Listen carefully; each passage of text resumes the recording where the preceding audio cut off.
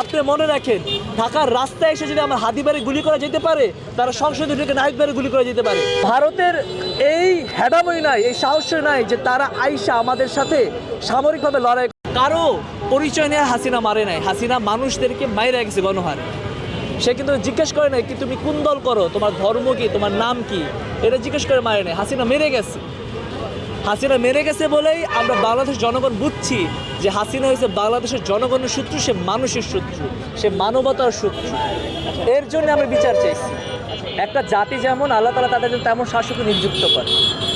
ভারতের মানুষেরা জাতিগতভাবে হিন্দুত্ববাদী, তারা মুসলমানদেরকে চাকর মনে করে অথবা নিম্নবর্ণী হিন্দু মনে করে যারা মুসলমান হয়ে গেছে।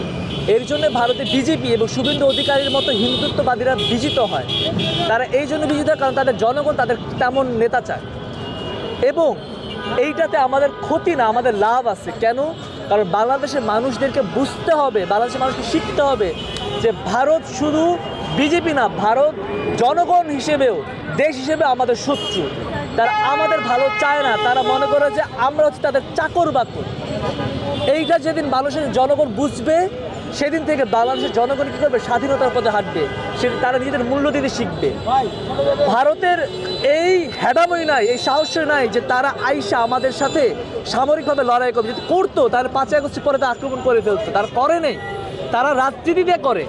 কিন্তু তাদেরকে মনে রাখতে হবে, তুমি মানুষদেরকে দাস বানায় রাখতে পারবা না। মানুষদেরকে তুমি কখনোই গোলামীর জিঞ্জির পরায় রাখতে পারবা না।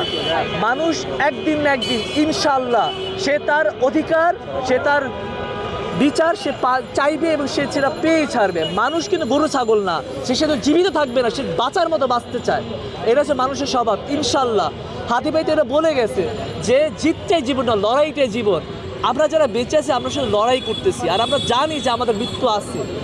আল্লাহ তাআলা তো আমাদেরকে বলেছে তোমাদের জন্ম রেখে তোমাদের মৃত্যু আমি লিখে দিচ্ছি, তাহলে আমরা ভয় পাবো কেন? আমাদেরকে লড়াই করেই যেতে হবে। আর আমাদের লড়াইটা কাদের জন্য? সবার জন্য। সাপলা যারা মরছে তাদের জন্য।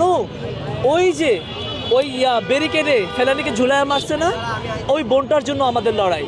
আমাদের লড়াইটা শুধু বাংলাদেশের জন্য, ভারতের ভিতরে যারা নির্যাতিত তাদের জন্য আমাদের লড়াইটা, ফিলিস্তিনে যারা নির্যাতিত তাদের জন্য আমাদের লড়াইটা। আমাদের লড়াইটা মানুষের জন্য। আমাদের এই লড়াইটা আমাদেরকে বলতে হবে যে আমরা ইনসাফের লড়াই চাই। ইনসাফটা কাদের জন্য? ইনসাফ মানুষের জন্য হয়। ইনসাফ শুধু মুসলমানের জন্য হয় না, ইনসাফ শুধু বাংলাদেশের জনগণের জন্য হয় না, ইনসাফ সবার জন্য সমান। আমরা সবার জন্য ইনসাফ চাই। আমরা ইনসাফে বাংলাদেশের যেখানে সবাই, আপনি হিন্দু বলেন, মুসলমান বলেন, ঢাকা ভার্সিটি পোলাপেন বলেন অথবা জগন্নাথ ভার্সিটি পোলাপেন বলেন, যে যেখান থেকে আসুক, স্কুল কলেজে পোলাপেন বলেন, মাদ্রাসা পোলাপেন, সবাই সবার অধিকার নিয়ে বাঁচবে ইনশাআল্লাহ, নাগরিক হিসেবে বাঁচবে সবাইকে। আর সর্বশেষ বলতে চাই ভাই, একটা কথা মনে রাখবেন, আজকে হাদি ভাই মরছে, কালকে হাসনাত ভাইরে গুলি করে দিবে, কিছু যায় আসবে না। কেন জানেন? কারণ হাদি ভাই হত্যার বিচারটা হয়নি। আপনারা মনে রাখবেন, যতদিন পর্যন্ত হাদি ভাই হত্যার বিচার হবে না, ততদিন পর্যন্ত বাংলাদেশে ইনসাফ প্রতিষ্ঠিত হবে না। এর জন্য আমরা লড়াই করি। আমরা এই জন্যই রাস্তায় প্রতিদিন আসি এই কথাটা বলতে যে ভাই শোনেন, আপনি মনে রাখেন, ঢাকার রাস্তায় এসে যদি আমার হাতিবাড়ি গুলি করা যেতে পারে, তারা সংসদে ঢুকে নাহিদবাড়ি গুলি করা যেতে পারে। আপনি কিছুই করতে পারবেন না, আপনাকে আর বাল ছিঁড়তে পারবেন না যদি না আপনি বিচারটা করেন। আপনাকে বিচার করতে হবে, আপনাকে বিচার করতে হবে। যেদিন বিচার করবে সেদিন বাংলাদেশ ইনসাফ প্রতিষ্ঠা হবে। সুতরাং হাতিবাড়ির বিচার ছাড়া বাংলাদেশ এক পা এগোবে না। আমরা হাতিবাড়ির বিচার নিয়ে ইনসাফের পথ শুরু করবো। ধন্যবাদ সবাইকে। ইনকিলাব জিন্দাবাদ। আমার কোনো পরিচয় নেই, আমি হাতিবাড়ি।